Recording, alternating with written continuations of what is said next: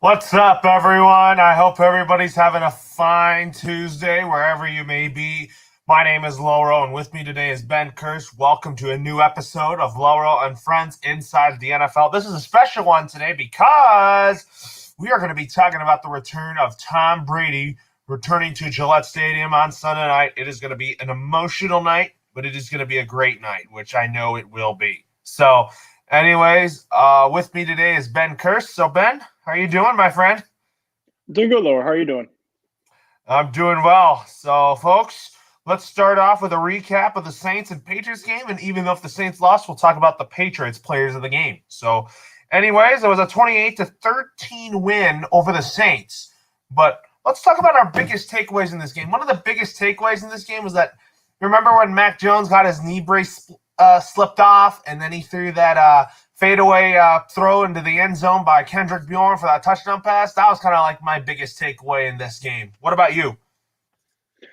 Yeah, it was just a rough game for the Patriots. Kind of a summary of the way you've kind of seen the first 3 weeks. Very inconsistent, not being able to close out defensively. Kind of similar to that Dolphins game where they just couldn't close out on a key drive that the Saints had, especially because they were kind of stalling the last couple drives before.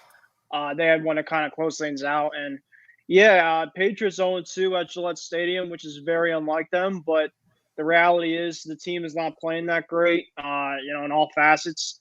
I mean, Mac Jones is, of course, still young, so he's going to get better. But defensively and offensive line, two areas that you think would be the stronger suits, at least so far early on, have been kind of struggling now. Trent Brown has been out, and he's supposed to be a big-time piece at right tackle.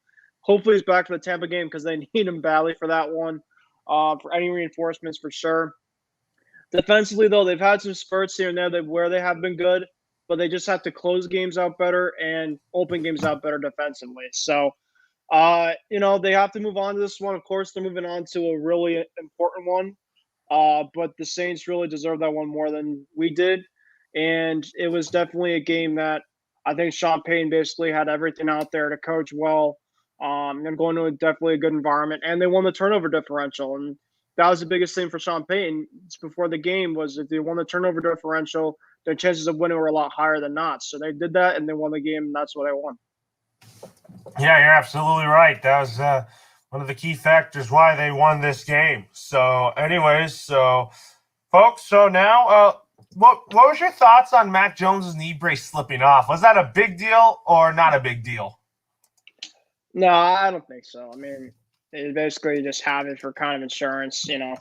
Some quarterbacks like to have this type of stuff on, but I think, just for him, it's whatever comfort level he has with it. And at that time, he thought it was ready to just kind of take off. And yeah, pretty much the way I think about it.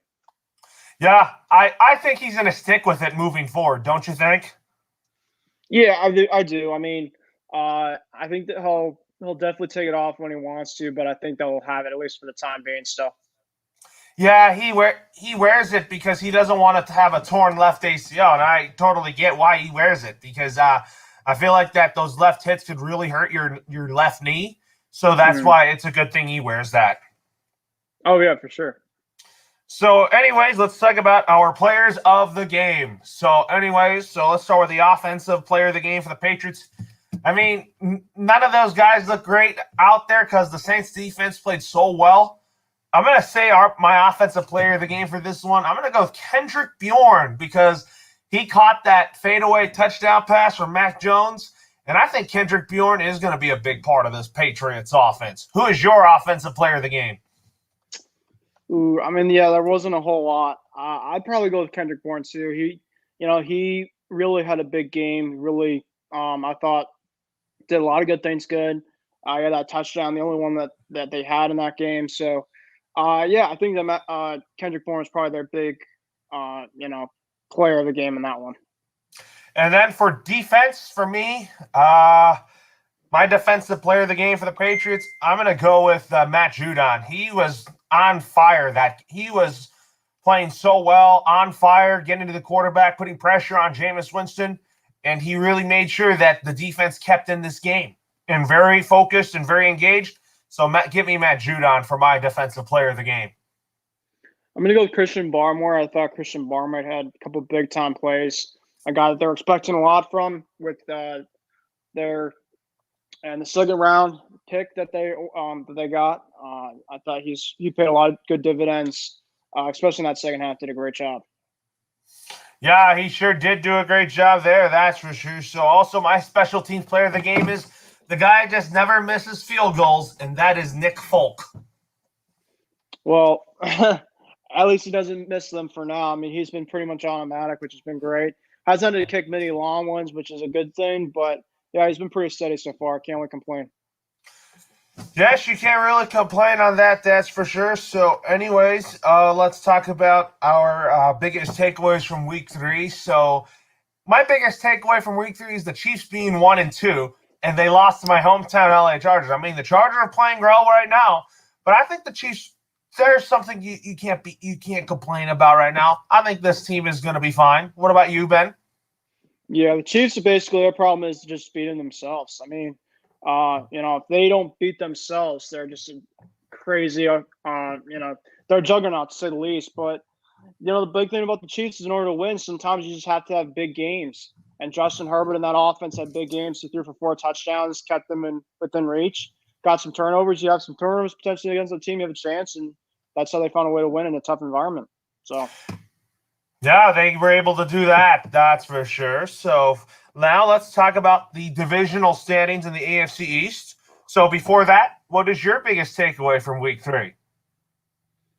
I thought there was a whole lot that happened. When you look at the AFC East as a whole, Pats have been struggling. Jets just look absolutely lost. And Zach Wilson's kind of had a really rough one early on. Expected that, especially with a lot of younger guys. And then the Bills had a really good win. Now they're 2-1. They're 2-1 after that week 1 loss to Pittsburgh. But yeah, as a whole, the AFC East, I mean, it's early, but a lot of interesting things going on. Yes, a lot of interesting things going on here, but now let's talk about the AFC East standings here, and then we'll scroll down to breaking down each divisional standings here. So in the AFC East, the Bills are in first place. They're 1-2. The Dolphins are 1-2, but they played very well without Tua, despite losing to the Las Vegas Raiders. And then the Patriots are 1-2. And then in last place, the New York Jets, but also the Bills. After that loss to the Steelers, they look like they're mad. Yeah, the Steelers have been kind of struggling lately, lacking a lot. And I really think that if you're the Steelers, you really have to kind of get to the basics of your offense. There's an interesting thing that the Bengals' Tyler Boyd was saying after the game that he thought that team might have been quitting at the end, their offense. So the fact that happened, I mean, just a lot of concerning things. Their defense and special teams should be really good, but their offense shouldn't be bad either. So, I mean, it's of course, it's very unfortunate, and, it is what it is. Yeah, so the Bills they beat the Washington football team, and I think the Bills are going to start a win streak. The Dolphins, however, they have the Colts, but I wouldn't be mad if they lost to a winless Colts team, because this Colts team is very desperate to win right now. And then the Jets, however, they're playing the Titans, so I think they're going to lose their first 4 games. I just think that their first 4 games of the season have been hard. But for the Patriots, we're going to get to the Brady homecoming in just a minute here. So anyway, let's start with the Dolphins first. So what's your thoughts on them losing to the Las Vegas Raiders? Do you think the Dolphins are definitely, if they lose to the Colts, do you think they'll probably win their Week 5 matchup? Well, the Dolphins showed a lot of resilience, right? They were down by quite a bit against the Raiders. Went to overtime, almost actually had a tie. I think it came down to Daniel Carlson game-winning field goal with a couple seconds left. But, yeah, I mean, I think depending on what time Tua comes back, like the timing of it, that's the biggest thing. And I think that if he can come back, they should be okay. And then on to the Jets. Now, the Jets starting off 0-3. And a lot of people already criticizing Zach Wilson, like, oh, is he going to be that next Jets quarterback that's going to get washed up and get his career ruined? I'm like, whoa, relax. Because I think Zach Wilson is going to be great for the Jets. I think you got to give him time.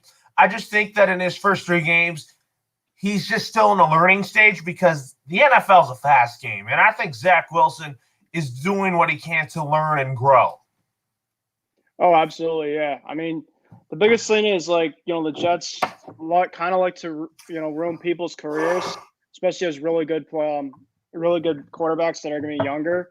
But they have to also have help around, and I think that uh, a guy like Zach Wilson kind of needs to have some more teaching in front of him. I think that's the biggest thing about it. So. Yes, biggest thing about Zach Wilson is you have to have the offensive line. You got to give him more weapons. And I feel like that the Jets' weapons aren't that bad, but you just got to give him a right tackle or something like that. Yeah, you need to have protection in front. It's not all his fault, but he's also made definitely some mistakes for sure, and in terms of key moments. So we got to see in terms of what his progression is going to be like. But it's really tough to kind of see what his kind of early start is to that season. So do you still think Zach Wilson can be the Jets quarterback in the future? I still think he can. Oh, I think he can, but I just think that he obviously has to really perform to a better way that he's been performing now. They're going to give him chances, but if he's not going to be performing to what he can be, they have to look at different options then. I don't think the Jets want that. I think Robert Saleh is the right coach. Don't you think? He's the right coach, but it all obviously comes down to the playmaking, the coaching. You look at it, Justin Fields with the Bears. Matt Nagy, as we've said in the past. If you don't have a good offensive-minded coach as well, even if you have a quarterback with some good upside, you never know. You really don't know. So. Yeah, all right. So now let's talk about the AFC North standings. So kind of a surprise here that the Cincinnati Bengals are in first place at the moment, 2-1 record. The Ravens are 2-1. The Browns are 2-1, and the Steelers are 1-2. You said that the Steelers haven't played well lately. You talked about that, and then also you forgot to mention about the Buffalo Bills here. So get to the Bills first. So do you think the Bills are going to start a long win streak coming up? I mean, I really haven't seen their schedule. So if I see their schedule and it's favorable, then yeah, sure. I mean, even against the good opponents down the stretch, yeah, I think that definitely can give them a chance for sure. All right. So, anyways, now let's talk about the AFC North. So let's start with the Bengals. So I'll tell you what, with the Bengals beating the Steelers, that tells me something about Joe Burrow, that he's really on the rise, and then Ben Roethlisberger is definitely on the fall. Yeah, Joe Burrow did for sure. I thought had a lot of promise last year, but I think that he learns more. He understands in terms of the talent around him, protection, scheme, stuff like that. I think you could be even better, which is the scary part. He has a lot of good intangibles, has a really good smarts. So, yeah, I mean, I think that it's been a great start for the Bengals. They seem like a really young, energetic, crazy group. And yeah, I think that that's the biggest thing about the Bengals is, for sure they have what it takes at least to make a little bit of a run early on, but it's going to be hard because they're just playing a really good division. Plus, I think the Steelers and Big Ben will definitely get better. So, Big Ben, of course, is going to be done though. He's obviously on the downhill of his back end of his career, but he has the talent around him that he should be able to still be a little bit successful. I kind of think Ben Roethlisberger is going to retire at the end of the season. I really think that you got to start Dwayne Haskins next season if I were Pittsburgh. Oh, I would too. Yeah, I think. Well, I don't know if Dwayne Haskins, but Haskins has been a starter-proven type of quarterback. But you definitely have to have some type of backup plan ready to go. Yes, absolutely. But now let's talk about the Baltimore Ravens. So talk about Justin Tucker kicking the 66-yard field goal. That was insane. Oh yeah, I mean, even Lamar Jackson converted that 4th and 18. Without that, you never know. But 60+ yarder by Tucker, and I think it was crazy too because he kicked. I think it was like a video or something that he kicked a big field goal in Detroit a couple of years ago before. So I mean, he's had the heroics in Detroit before, and now he did it again. So that's a big one for the Ravens, and yeah, I mean, good for them. And then also the Browns. They blew out the Bears. We'll get to the Matt Nagy thing in just a minute here. But for the Browns, I still favor them to win the AFC North, and they look like it against the Bears. Oh yeah, the Browns are an absolute mess. In terms of the Bears are. The Browns have been great, and I really like what they've been doing. So. All right, now on to the AFC South. So Tennessee is 2-1, and then the Texans are 1-2. The Colts are 1-3. I don't see them any way they're going to go 0-4. I think they have early season problems now, but I do think that they're going to start winning some ball games. And then the Jaguars, they're still growing, but a lot of people are like, oh, is Urban Meyer the right coach for the Jaguars? I think he is, but you got to give him time, even if the Jaguars start off 0-4. So give it time for Jaguar fans to like Urban Meyer, but I just don't think it's a good start for him right now in Jacksonville when they're 0-3. It's been rough, yeah. I think for a lot of new coaches, they're going into really tough situations, and it's definitely a part of the game in terms of sometimes early starts. Of course, are tough. They've said record-wise 2-1, 1-2 NFL in terms of trying to get the playoffs. It's hard when you haven't won a game in your first 2 weeks. I didn't expect them to do too much, but yeah, it's tough so far. And what about the Colts? Are you gonna panic about them right now, or do you think you need to be patient with the Colts? The Colts, they still play in a really good division, so it's gonna still be tough. But I really think that they still are gonna be okay. That's the one thing I see about it. And then the Texans. Do you think that maybe you might see them tank these upcoming games? I mean, the Texans are going to be tough. In terms of just as a whole dysfunctional franchise, it's bad. It's really bad there. There's not really a whole lot to say about their team. So. Yeah, not a lot to say about the Texans, that's for sure. So now on to the AFC West. So two surprise teams in this division in the Broncos and the Raiders. I think the Raiders are contenders, but I think the Broncos are pretenders. And I think that the Chargers, they're getting their 2-1 record. Justin Herbert, no sophomore slump for him, but with the Chiefs, be patient. They're going to be fine. What's your thoughts? Yeah, I think the Chargers are going to be a good team. Of course, they're playing in the tough division, but going into Kansas City, a tough place to play, of course, is crazy. You never know how things can play out, but I really like their coaching so far. And talk about the Panthers as a pretender. I'd agree too. I think that the Panthers haven't played great teams so far. No, I wasn't saying the Panthers. I was saying the Broncos. The Broncos, yeah. The Broncos have a really good team. They have a good defense, pretty good quarterback in Bridgewater. Has been playing really, really good football. But yeah, they play in a really tough division like the Chargers do. I haven't really seen the rest of their schedule, but it's going to be a really interesting, down the stretch type of way that they've kind of been playing so far. So, yeah, they've had a good start, but of course, there's of course a lot of work to be done, and things can change for sure. Yeah, absolutely. So you think that? Did you mean to say that the Broncos are pretenders? No, they are. Yeah, they're pretenders, but they're going to be an interesting. They're going to be an interesting team to say the least. Yeah, they are going to be an interesting team to say the least. You're totally right about that. I mean, we're gonna see what they do in these next couple games here. So, anyways, now let's talk about the Raiders. Do you think the Raiders are contenders? Raiders. I feel like all the time I think they're contenders, they kind of fall apart. I just don't know if I can trust. I think they're kind of in the middle. I think they're going to be kind of like the Panthers. They're going to have a lot of great moments, but they're also going to show like their inconsistencies too. Decent offense, a much better defense than it's been expected, but they obviously got to be more consistent and show it over a course of time. Yes, absolutely. And then the Chiefs, you said be patient with them? Definitely, for sure. Be patient with the Chiefs. All right, now let's talk about the NFC East. So the Cowboys are 2-1. The Washington football team is 1-2. The Eagles are 1-2, and the Giants are 0-3. Do you still want to say that this division is the NFC least?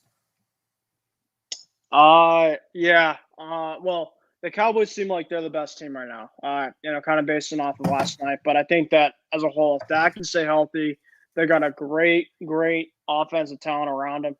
And yeah, I think that their defense actually has been a little bit better than I thought too. The Eagles are a mess. I think Jalen Hurts definitely is an inconsistent type of quarterback. The Giants just keep on finding ways to lose, heartbreakers. So I don't think, they're gonna I think get better, but they're still gonna be kind of there shaky. And then Washington, I think, has been a little shaky too. Even though the one that they had against the Giants, they really had to squeak it out and had a little bit of luck there too. So yeah, I think really if all things stay healthy, Cowboys are the team to beat. Yes, Cowboys and Washington football team are the team to beat because, you can't overlook that Washington defensive line despite them getting off to a slow start. But I just think the Washington football team is a very well-coached team. They are, yeah. And, as I said, things can change. It's still a long road ahead. So, of course, it's only going to be until week 4. 17 weeks. 13 weeks definitely change a lot of a season, to say the least, between injuries, between stretches. There's a lot that can happen. Absolutely. But now let's talk about the NFC North. So the Packers are in first place, 2-1. Big win for them in San Fran. Then the Chicago Bears are 1-2. And then the Minnesota Vikings are 1-2. And then the Detroit Lions are 0-3, but they are very competitive in games. And I think Dan Campbell's done a good job in keeping them in games as well. So let's start with the Bears first. So, true or false, if the Bears lose to the Lions, will they fire Matt Nagy? I'm going to say yes, absolutely.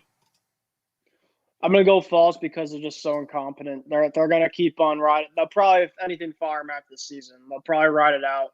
The Bears being that type of management there, I think they'll ride it out. It wouldn't surprise me if they fire him for sure, and that's the right call. But yeah, they're not going to, fire him if they lose the next one. And then let's talk about the Vikings. So if the Vikings finish under 500, will they fire Mike Zimmer? It's something to be considered about. I think the Vikings actually have been okay this year so far. I think Kirk Cousins actually been really underrated. And yeah, there's a lot, I think, for if you're a Vikings fan to kind of be excited about. Yeah, they've had some tough losses. They had a tough one against Arizona, but they put up a lot of points. They've been putting up a lot of points so far. It's really their defense. Their defense really has to get going. So that's the biggest thing. And for the Lions, can they be a 6-11 team with Campbell? The Lions are going to be definitely a rebuilding team. There's a lot of holes in that team, to say the least, offensively, defensively. But Dan Campbell seems like he's given a lot of effort for that team so far, which is good. And they've had some tough heartbreaks. Losing on a 60-plus yard field goal, especially when it goes off the upright and in. I mean, there's not really much to say. You kind of just have to tip your cap on that one. So even though they've been kind of, it's been kind of sucky for them, they've been a little unlucky too. So, well, Dan Campbell's really keeping the Lions in these games, and I really think that he is the right coach for the Lions, which is for sure. So now let's talk about the Packers. So if the Packers go to the NFC Championship game and lose, will Rodgers stay? If Rodgers goes to championship? If the Packers go to the NFC Championship game and lose again. It'd be tough. I'd probably say yes. Well, I mean, there was something before, like the last stands with him and Adams. It really, because if Adams might be leaving too, I think that Rodgers would definitely consider. He had, I think, between the Broncos and between the Broncos and the Niners, I think that the biggest thing about Rodgers is he has to just stay healthy and just kind of ride it out. That's the Well, biggest thing. look, the Niners don't need Rodgers because they already have their franchise quarterback of the future in Trey Lance. Yeah, I know. That's the biggest thing. But of course, it's a couple teams that want to reign. I think Rodgers wants to go to a situation where he might want to try to win with potentially another team, kind of similar to like what Brady did, except Rodgers, with the rings and stuff, hasn't been had a lot of success, at that organization in terms of as a whole. I mean, he's had a lot of good seasons, but in terms of just winning to finish off great seasons hasn't been, his strong suit so far. If the Packers win the Super Bowl this year, will Rodgers remain a Packer? If the Packers win the Super Bowl. If they win a Super Bowl, then yeah, I think he will, because then he's satisfied in terms of the situation after a bad offseason that he kind of had. But I think they'll also kind of, look at the future too. Maybe if he gets one, maybe rides it out, tries something different. I would not be surprised. I mean, this offseason definitely could be wild if Rodgers definitely has kind of an open mind on things. Yes, you're absolutely right about that. So now let's go on to the NFC South. The Panthers are 3-0.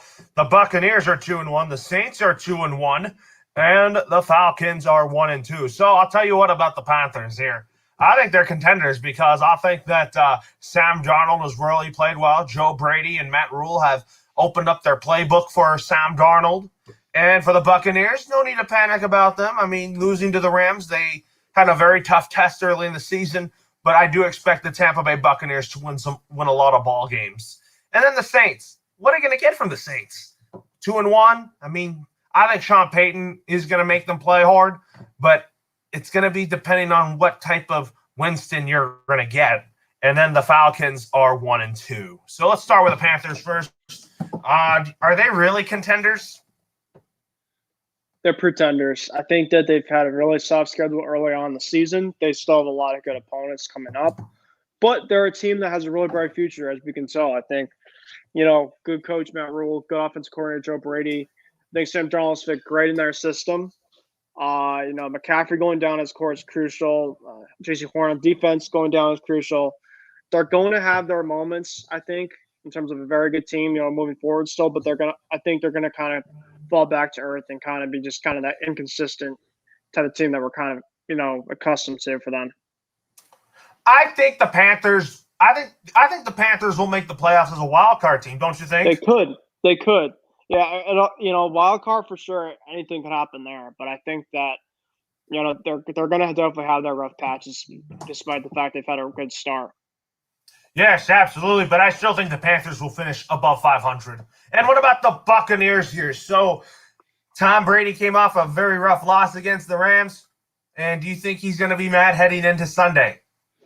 Oh, without a doubt. I mean, Brady doesn't like losing, and one, let alone two. I think he's coming in with a lot, of course, for Sunday, and so we better be ready. That's all we can say. And then the Saints. Do you think the Saints are kind of still the second best team in the NFC South over the Panthers, or do you got to give that to the Panthers now? The Saints, I think, still have a lot of their issues. I think the biggest thing about the Saints is they got to say, I mean, Jameis, you just don't know what type of Jameis you'll get. I thought that Jameis was okay on Sunday against us, but he didn't turn the ball over. They had no turnovers. If they have turnover-free type of game, they could do okay. But I think that they're going to be very inconsistent. And then also let's talk about the Falcons 1-2, and their offense is very good, especially with Matt Ryan and Calvin Ridley. But I was told this: you got to get Kyle Pitts involved. He's not been involved in the first couple weeks of the season. Oh, you do. He of course was kind of their big prize at tight end, a mismatch type of tight end, if I think, coming from his tape and stuff. Probably one of the best dominating players in the draft. You got to use him to your advantage, especially for a team that's struggling big time. Matt Ryan, of course, wants to see what type of weapons he has without Julio Jones obviously moving. You still have Calvin Ridley, but Kyle Pitts definitely should get involved more without a doubt because he definitely could be a difference maker in that team. He absolutely will. Now let's go on to the NFC West, the best division in football. Both the Cardinals and Rams are 3-0. Do you see the Rams being contenders? Are the Cardinals pretenders? I think that's it. I never have faith in the Cardinals at the end of seasons. I think they always have great starts. They kind of are in the middle of the pack, but then they played it first of all really tough division, and I still think that top to bottom their team is just kind of there. It's good, but I think it's being kind of there, through the rest of the way. So I think the Rams are legit though. They're absolutely legit. They have great coach, good. I mean, Stafford I think is kind of between good and great. He's a really very good quarterback, good for their system, and so yeah, they have a really good chance to not only make the playoffs that Rams team, but go deep because they're just so they have both way on both sides. Dimension wise, great stuff. So. And then the 49ers. So, I mean, I'm ready to see Trey Lance be the quarterback of the future, aren't you? But Jimmy Garoppolo's still hanging in there. But in my league, in Madden 22, I start Trey Lance because I'm like, you know what? The Niners need to start a brand new era of football at quarterback. And Kyle Shanahan finally has his quarterback of the future. Oh, without a doubt. Yeah. I mean, I think that when Lance's been out there, he's done great. But I think that Garoppolo is the biggest thing in terms of their team. He's been proven, as I've seen in New England, to be a decent quarterback, but he has to stay protective and he has to be able to, not limit, his mistakes. He makes a lot of turnovers. So that's the biggest thing about him. The Niners, I think, will be okay. They still got a good team, good defense. Secondary is a little shaky, but they're going to be right in it, especially because they show a lot of perseverance in that game against the Packers, without a doubt. So they're going to be a really good team still. Kyle Shanahan, as a coach himself, I think's been doing a decent job there. So. And then the Seattle Seahawks. They are 1-2. They have lost 2 straight games. Do you have to be patient with the Seahawks? Yeah, I mean, I'm not. I saw that loss actually to the Vikings coming. I think the Vikings been scoring a lot, and that might be a good way to beat Russ. Because I think that their defense definitely is beatable. That Seattle team, of course, it's definitely lost its steps from the Legion of Boom several years ago. But yeah, they're still going to be, I think, within the reach. They're still a really good team. All right, folks. So let's break down the records by each division presented by FanDuel. In the AFC North, it's no surprise that's the best division in the AFC. Their record is 7-5. And in the NFC North, it's so far a weak division here as they are 4-8. No surprise here, Ben. We'll get your thoughts on this in just a minute. The AFC East is 4-8. What are your thoughts on that record? It's kind of shaky. That's all I can say. But, I think that there's a lot that you can look forward to in terms of a good way. Because especially if it's been slow, maybe you definitely have to get better. There's a lot of good steps ahead. So, yeah, I mean, I think that you look at this, it's a tough start for the AFC East as a whole. But the only way to look, down is up. So that's kind of the mindset I see about it. Do you think that division will be good in the coming years? Yeah, I mean, there's a lot. I think you have a good, couple good quarterbacks coming ahead. Mac. You have Zach Wilson. Of course, you have Allen. So, coaching wise, Bill Belichick, Sean McDermott, Robert Saleh, Brian Flores. So yeah, there's of course I think a lot that you can look forward to if you're in the AFC East. Oh, absolutely. But right now, it's not off to a good start right here. But the AFC North's off to a good start. But the NFC North's not off to a good start. But also the NFC East is not off to a good start. They're 4-8. And also the AFC South is 3-9. And the NFC South, surprisingly, they're a good division so far. They're 8-4. The AFC West is 9-3. And the NFC West, 9-3, no surprise. What's your thoughts on those standings? Yeah, I mean, there's a lot, to take in there. I mean, there's a lot of teams so far in their divisions that have been surprisers. AFC North, you look at the Bengals. NFC North, you look at, a couple teams in that one too. So yeah, there's a lot, in different places that I kind of see there. A lot of good from some teams, a lot of bad from teams that are supposed to be good, but it's coming into week 4. I think there's going to be a lot of changes that are still going to be made in the wild season so far. Yes, you're absolutely right about that. So now, folks, now let's talk about here.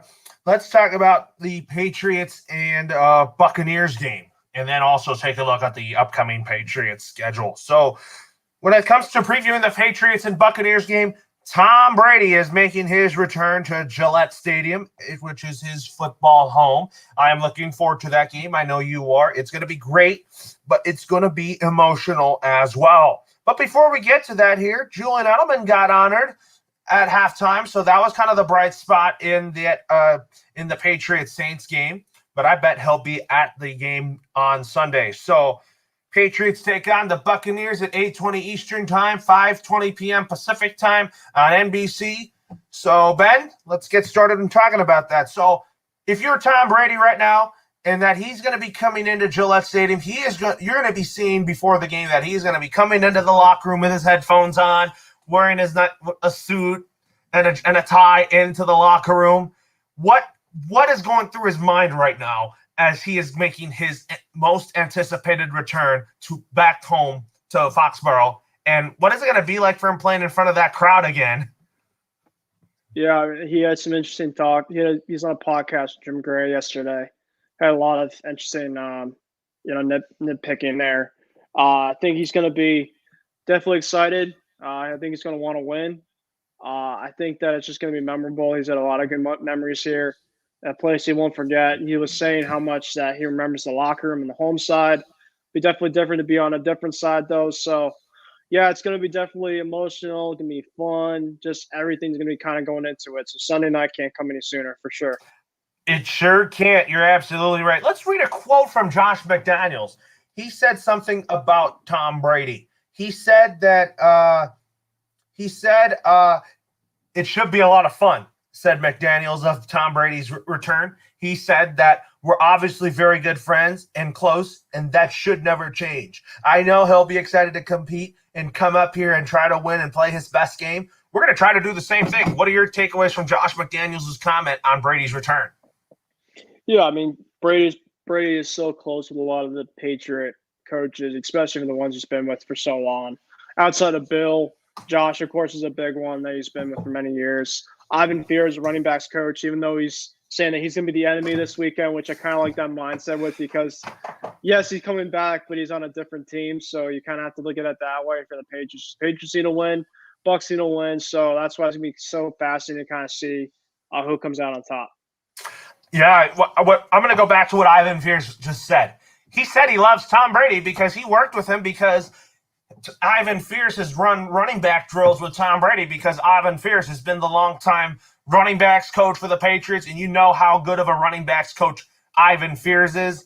But also, speaking of Josh McDaniels, a lot of fans have been petitioning on Facebook, fire McDaniels after that performance against the Saints. I'm like, come on now. Josh McDaniels is a great coach, great offensive coordinator, but he needs time to develop Mac Jones. It's just 3 games. What do you think? What are your thoughts on that? Yeah, it's going to be definitely, there's going to be a lot to this, right? It's definitely a sprint. It's a marathon, but the sprint, of course, is far away. There's of course a lot of games to this, and Ivan Fears, of course, I think is looking at this game in terms of not saying it's a must win, but it's a game that they really have to come back and try to win. And at least it's a win they'll gain a lot of confidence because I think a lot of people, especially with Brady not, coming back here, he's going to be playing with a lot. But I think the Patriots are big underdogs in this one. So if they can win this one at their own place, it's a big confidence boost because I think that they'll kind of need it, especially after a slow start. They're going to need that, absolutely. But the thing with Josh McDaniels is let's talk about him for a little bit. I want him to be more aggressive with the playbook. He has been too conservative these first 2 weeks, and I kind of want him to open up the playbook more for Mac Jones. And I have not seen that lately. Yeah, well, I think the second half we kind of talked about right on Sunday that they start to open up a little bit. And so I think that's a good thing. I think that's a good thing for Mac's confidence. Game's kind of out of reach, but it's at least a good sign that they will be willing to open it up for sure. So, yeah, I think that's good to definitely take into account that, against a team like the Bucks, their secondary is definitely, it's limited. but they have a really good pass rush, and the Pats offensive line's been struggling. So you look at it that way, it could be definitely a mismatch for sure. But I don't know. I'm not liking in terms of what the Pats have been playing so far. And, with the really good team and the Bucs coming in with a lot of high confidence, despite the fact that they lost last game, I just don't know what to say. But what I can say is the atmosphere is going to be great. The emotion is going to be great. So, yeah, it should be still a lot of fun. And, I hope it's just going to be a close game. I think Mac Jones definitely has a long way to go in his Patriots future. But without a doubt, he's definitely their choice for sure. So Bill Belichick said this. He said it wasn't a matter of not wanting Tom Brady to return to the Patriots after 2019. And what is your takeaways on what Bill Belichick said about Bill Belichick on Brady? Yeah, I mean, Bill's of course trying to be very, very nice about it. I think that Bill will definitely, say the right things. And of course, the guy's coached for 20 years. I don't think there's a lot of, bad drama between the two as much as people made it out to be the last couple off seasons. So, yeah, I think it's just, Bill kind of saw this in a way that I thought this was interesting from Peter Kane. I don't know if you've watched this, but Tom Brady in his whole career has been with all coaches on defensive minded. Starting from high school, then in Michigan, he had a defensive minded coach. Bill Belichick was a defensive minded coach too. So you look at it that way, right? He went to an offensive minded coach. He was looking at, when he went on his journey to kind of see what teams he wanted. Oakland, John Gruden.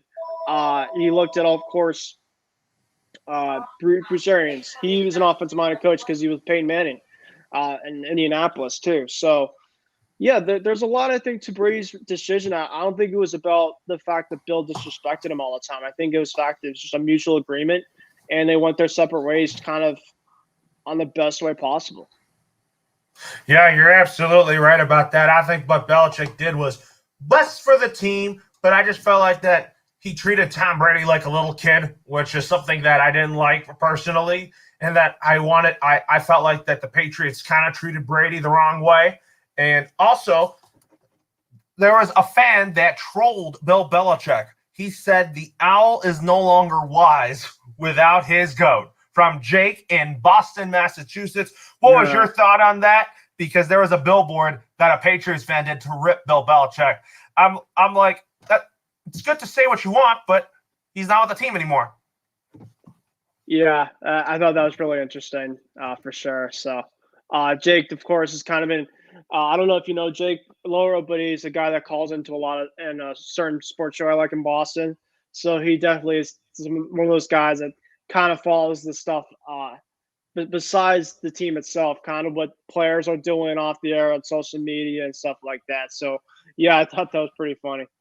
I thought it was pretty funny too. But also, let's dive into the other perspectives on the current players on the Patriots that played with Tom Brady before. So let's start with James White. Obviously, he's not going to be playing in this game because he suffered the same injury that Ryan Fitzpatrick suffered here. But let's get to James White first. I bet he will be happy to see Tom Brady back in Gillette Stadium, but it's a bummer that he's not going to be on the field because of his hip injury, and he's the best third down running back on the team right now. So let's get to that first. So since James White's going to be out for at least 3 weeks, I want to say that I think it's J.J. Taylor's time to shine. What about you? Yeah, J.J. Taylor's probably their best option, really. I think I look at it that way. I think he's going to be kind of like a Deion Lewis type. So yeah, I think it was good for, I know it's tough to see James go down, especially leading up to a game where he's been with Tom for so many years. He's really just important to that clubhouse on and off the field too. So yeah, it's a tough thing for sure to swallow, but next man up mentality, to say the least, for a guy like James. So of course you're going to miss him, but you of course have to. We have to move on at some point too. It's going to be a tough pill to swallow, to say the least, because he's definitely a key part to this offense. He certainly is, but losing him for these 3 weeks is going to be rough. But I feel like next man up, and I think J.J. Taylor, you're the next man up. I think he's going to step up big time.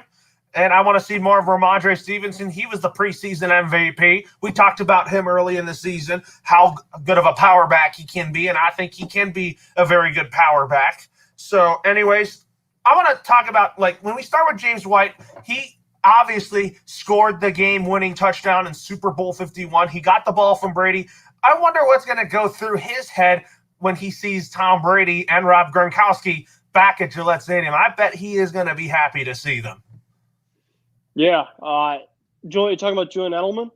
No, I'm talking about James White on what he's thinking about with when Tom Brady and Rob Gronkowski come back. Oh, yeah, without a doubt. Yeah, that's going to be a lot of fun. So we're going to talk about what Gronk is thinking right now in just a little bit. So you think James White is going to be missing this game? I do, yeah. I think James is, I think it'll be like a 3 to 4 week type of injury if I had, all things considered. So I bet he'll be on the sidelines, but in his practice gear, watching the game. Oh yeah, that's what I think he'll be doing because he wants to see Brady and Gronk. I know he does because those were his close friends. But also talk about who is very close with Tom Brady. Let's talk about Matthew Slater and what he's thinking right now in Brady's return, because obviously Matthew Slater is one of the special teams captains. He and Tom Brady were co-captains together when Tom Brady was a Patriot. What do you think what is going through his mind right now? Yeah, Slate, I think, is just a great professional as a Patriot. If you look at Brady on offense, you look at special teams. The key guy you think of special teams, Matt Slater. I think those two just have a very strong connection.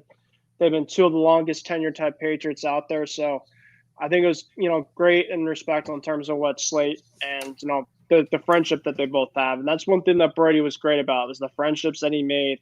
Of course, are never going to be forgotten. And Slade, of course, is a big guy and big reason why Tom had a great success run in New England. Yes, and then also let's talk about, I know that Tom Brady's favorite target could be in attendance, as he just got honored by the Patriots 2 days ago, Julian Edelman. Would you expect him to be there? Yeah, he got actually asked about that. He's doing his Inside the NFL gig right now, and so they're probably curious in terms of how much work he has to do for that game Sunday. But if he can make it for sure, I think it'll be great for him to go. He should go to that game because obviously he's going to want to see Tom Brady. He obviously wants to see his buddy Gronk. But also, let's talk about Gronk. What's going through his mind right now as he also makes his homecoming to Gillette Stadium? We know that Rob Gronkowski will always be a Patriot in my heart. I thank him for being part of the 3 Super Bowls that he's with Tom Brady in New England, and obviously Gronk has won one with Tampa Bay.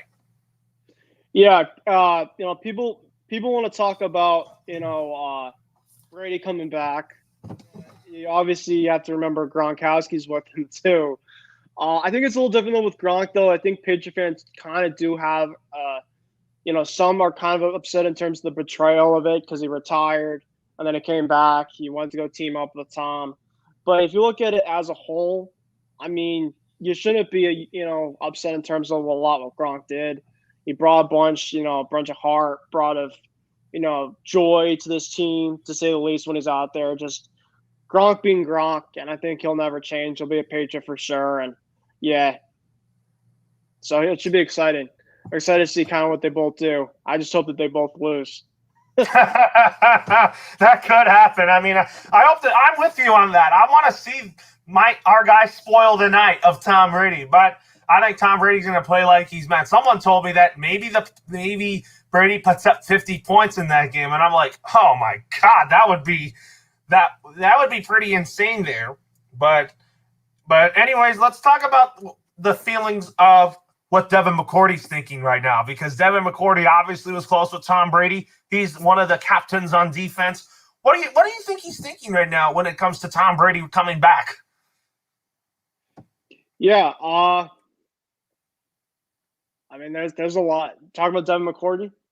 Yeah, Devin McCourty. Yeah, I think Devin McCourty, of course, is going to he's going to love it too. But they're going to be focused on a game too. That when it comes to 820, on NBC, that's the biggest thing. They got to go to a game, and they got to play it. As much as we want to talk about the hype and all that stuff, the game is the game at the end of the day. And so I think Devin will, of course, be happy he's back. And hopefully maybe we'll pick him off or definitely give him some bragging rights to say after the game's over. I hope Devin McCourty gets an interception in this game.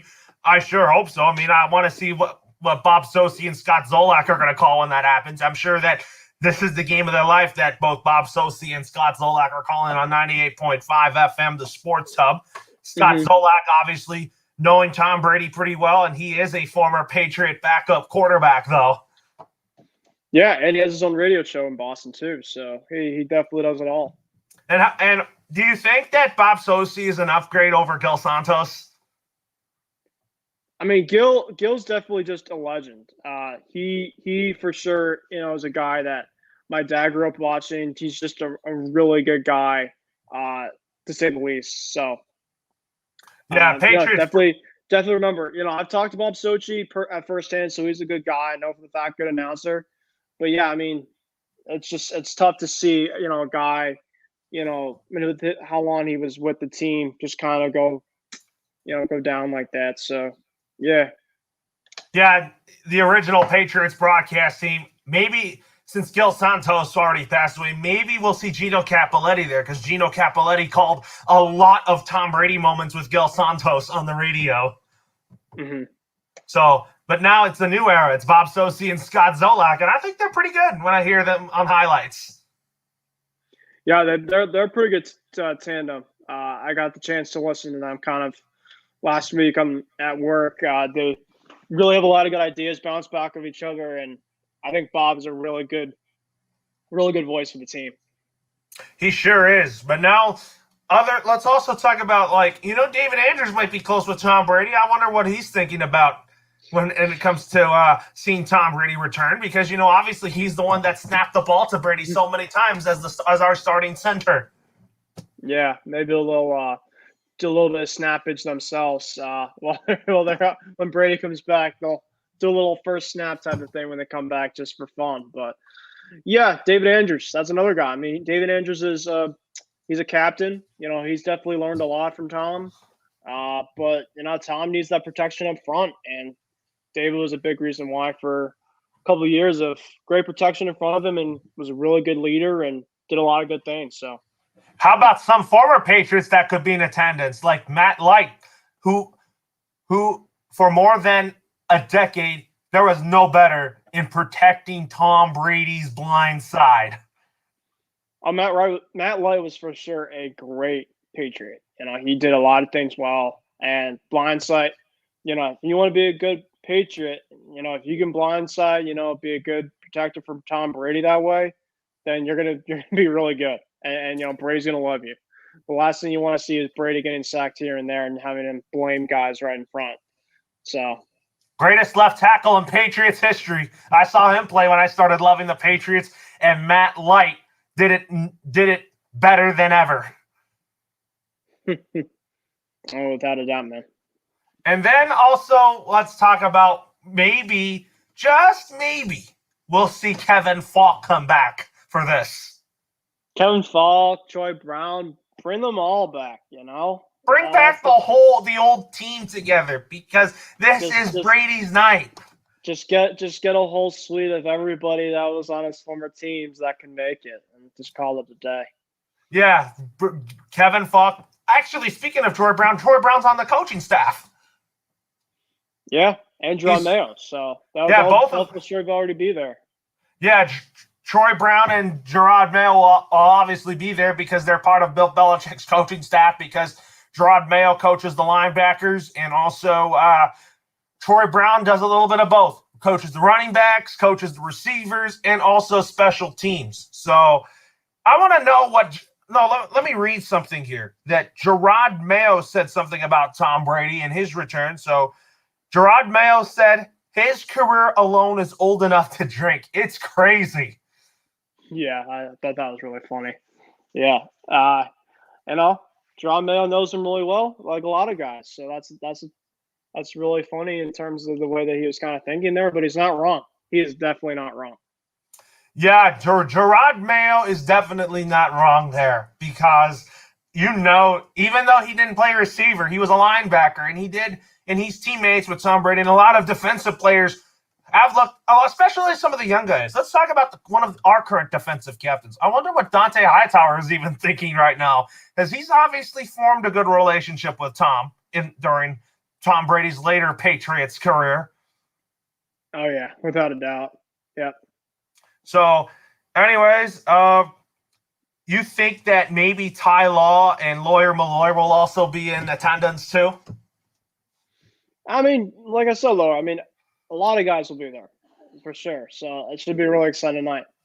It is going to be a great Sunday night, that's for sure. But also, let's talk about Robert Kraft. You know that Robert Kraft loves Tom like a son, and he will always will. Absolutely. But what do you think? What do you think Robert Kraft is going to think when he sees Tom Brady for the first time at Gillette Stadium in a Bucs uniform? He's going to want to, try to leave, but I don't think that'll happen. But no, they'll definitely reconvene. It'll be, ESPN Sunday Night Countdown is going to be there.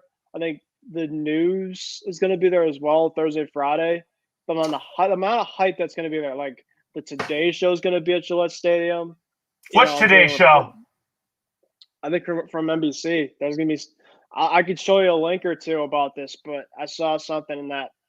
Besides just ESPN and a bunch of just news channels are just going to be there. So.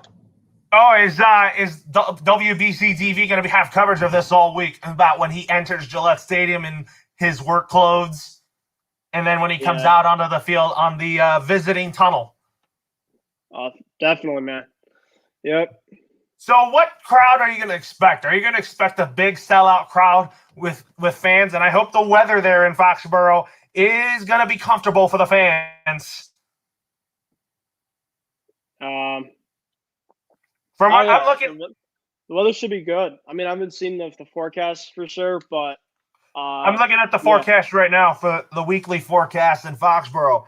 Sunday, it's supposed to be 50% chance of rain in Foxborough. So Sunday night, though? Yeah, but it's going to be a Sunday night. I don't know if it's going to be cleared up for that, but it's definitely going to be pretty muggy that day. All right. Well, hopefully by the night they'll clear out. So. And what do you also expect on that night? Do you expect a tribute video? Do you think Sunday Night Football will show the tribute video on the big screen? They will. I think it'll be a really, really. It'll be a short one. I don't think it'll be one for his retirement. I think it'll be kind of like a welcome back. Plus, Brady only needs 68 yards to eclipse the passing, breaking Drew Brees' record. So that's going to happen.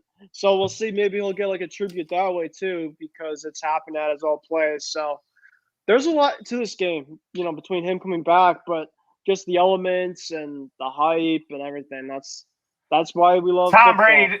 Tom Brady said he didn't want to reminisce about his time with the New England Patriots. He says he's just going to come in and play football. Well, it's good for him. He can definitely reminisce when he retires.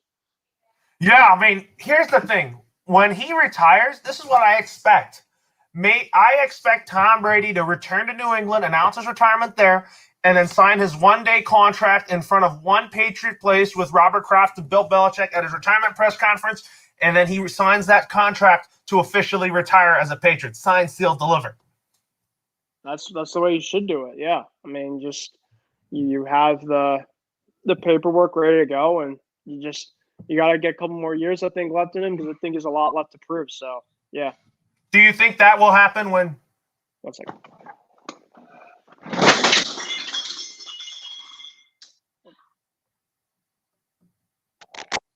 doing a podcast, and you just slowly make the shelf. Sorry, I couldn't hear what you said. You're very loud, and we're trying to go to bed. What just fell? The shelf. What shelf fell? I'll worry about that after. I'm sorry. Is stuff broken? I don't think so. No.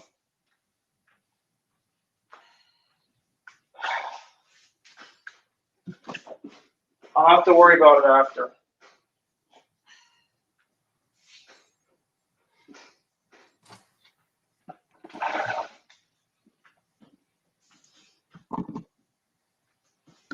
Strange of events here.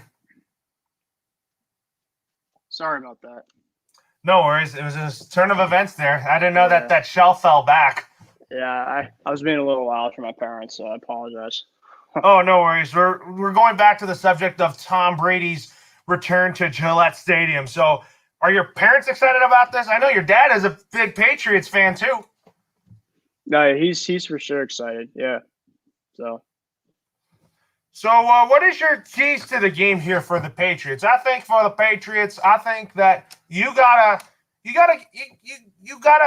have long drives offensively, and if they do, I think that the Patriots will be in good shape. But the defense has got to get to Tom Brady, and also you just have to give more time for Mac Jones to throw the football. yeah, you gotta really set the tone early. I think if you're behind like the last game, you're gonna be in trouble. So they gotta set the tone early, make a big statement at home, get the fans going in it, get Brady, sack, give him a lot of pressures, and you got a chance. I think that's the biggest way to beat him. Yes, that's the absolute way to beat him. So my score prediction is I think the Patriots win. I think it's going to go – I'm going to say it's going to be a 31-28 win for the Patriots, and I think Nick Folk wins it on a game-winning field goal in the fourth quarter. I'm going to go 28-24 Buccaneers. I think that the Patriots play a good game, but I think that their defense will, at the end, whether Brady comes with a big game-winning drive or they just can't close it out because they've had some struggles at home with that. And I think they might have a lead actually in the game, but I think they'll either give them too much time or they'll just won't close it out. So it'll be a tough one, but I think that it'll be a game where you can say, okay, there's a lot to look forward to for the rest of the way. And yeah, you could say 1-3 is a bad way to look to start the season, but I think there's a lot of good things that you can overcome from it. You're absolutely right. A lot of things that you can overcome with it. That's for sure. So anyway, so let's also talk about this here. So you think that Tom Brady will get a nice loud ovation before the game, and then also what about when he comes out onto the field for his first drive on offense? What would you expect the fans to do then? Well, I think mostly cheers. I don't think there'll be a lot of boos. There'll be a couple, but you won't be able to hear them, which is a good thing. So, yeah, that's kind of the way I think about it. They might be booed because of Belichick, because of letting Brady go. That probably will be the reason why. Yeah, but I don't think there's going to be a lot of booing. I mean, the guy gave you the most joy as anything, so he shouldn't be booed. And also, tell us before our final thoughts is which news stations are going to be covering this thing all week long. You said that NBC is going to be there, Sunday Night Football and NBC will be there, and also the Today Show will be there, and also you said the local Boston news teams will be there. Yeah, there'll be a lot there. Yeah, to say the least. So it's gonna be a wild media coverage. Looking forward to the rest of it. So I can't wait to see how things go. That's all I can say. Yeah, what's it like there so far in closer to where you live? What's the media saying about it right now? It's really hyped. There's a lot of good things to say the least. Players and coaches I think are really excited, and yeah, that's kind of the best way I think about it. And also, you said you had a friend that's going there. Your friend from college is going to be going to that game? My friend from college is going, yep. Yeah, And I don't know where he's sitting, but he's definitely really excited. I'm going to try to find him because because there's a lot of people Patriots games, but you have to let me know when you're going to go to a Patriots game so that I can try to find you when I watch the game from home. No, that'd be sweet, man. I'll let you know if I can make it this year. Yeah, are you going to want to go when they play the Jets or when they play the Bills? You went to a Patriots. I've been to Patriots, Jets, Miami. I've seen them play the Bills. The only I haven't seen them a lot of NFC teams. I've seen them play the Lions. How far is the drive from where you live to Gillette Stadium? Around 2.5 hours. Yeah, without traffic. It's a 2-hour drive. So, how do you even get to Gillette Stadium from your house? You have to take the highway there and then exit Foxborough, Mass. Because I know that Foxborough, Massachusetts, is a small. It's a suburb of Boston. Yeah, it's you got to go through Providence. So you can go a couple ways. You can go through Hartford up 84, but then you'll have to go when you get to Massachusetts, kind of go east and then cut down, or you can go through Providence and then that's kind of more direct, and then go 495. And you want to, yeah, Foxborough is very, very small. It's not a big town at all. I've been through it. Not a lot to do really there, but they have Gillette Stadium and the surrounding areas are great. Got Patriot Place, which should be buzzing with a lot of shops, restaurants, and stuff. A lot of fun, great scene there too. So definitely, it's going to be a lot of a fun atmosphere. Gillette Stadium is fun, and I've seen the stadium. It's such a beautiful stadium, and I wish I could see it in person. And I want to see that place in person and see a Patriots game there in person, because the only Patriots game I saw was when they were down in San Diego when Brady was still with the team, and then they beat the Chargers that day. Mm-hmm. But they're going to be in my hometown, I think, in the end of October when they play the Chargers. I'm looking forward to that, but we'll talk about that in just a minute. So final thoughts is that Brady's return at Gillette Stadium will give me tears, but at the same time, I'm looking forward to a fantastic football game. And also, the next Loro and Friends show will be next Tuesday when myself and Ben Kurse will recap Brady's homecoming, talk about that game. And then for week 5, and we'll take a look at the upcoming schedule now for the New England Patriots. Their next game after Sunday will be against the Houston Texans. And the last time, you know what happened there? The Patriots have lost their previous 2 meetings to the Houston Texans. Mm-hmm. And I feel like that with the Texans being so bad without Deshaun Watson, and if Davis Mills still starts that game, Bill Belichick has a game plan for rookie quarterbacks because he knows how to make them a mess. Because you got the Texans in week 5, and with that additional game for the 17-game schedule, the Patriots will take on the Dallas Cowboys the following Sunday, in 2 weeks from now on CBS.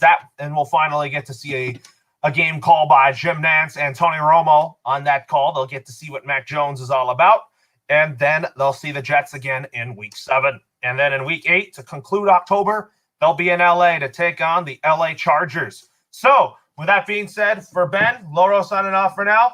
We'll see you next Tuesday on Loro and Friends, and then I'll see you on Sunday night after the Patriots and Buccaneers game, and then I can't wait to hear your thoughts on that game on Sunday night. Yeah, man, absolutely. It's been a wild show, talking about the game. You saw with the Patriots lost to the Saints, but this game, with this Bucs team, Tom Brady coming in.